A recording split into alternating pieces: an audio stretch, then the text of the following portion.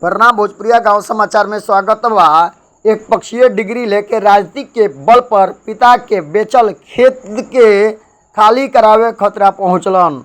खबर विस्तार से सुनी लोगन। नौतन प्रखंड के मंगलपुर गुदरिया पंचायत से मामला प्रकाश में आवत बा कि पिता के बेचल खेत के खाली करावे खतरा कोर्ट से एक पक्षीय डिग्री लेके पहुंचलन प्रशासन सहित, लेकिन प्रशासन पहुंचला के बाद भी खेत खाली ना भइल और प्रशासन नाकाम होके पीछे लौट गई।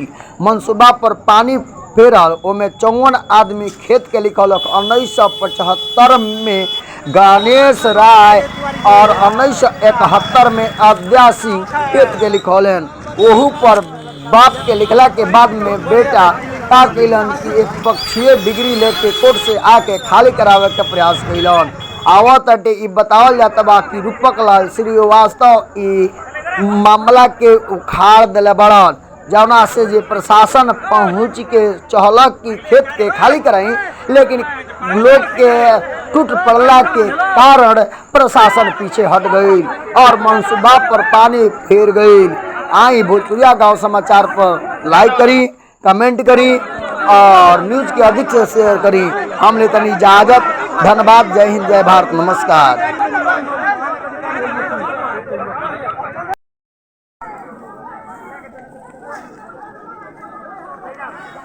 इसीलिए बोलता है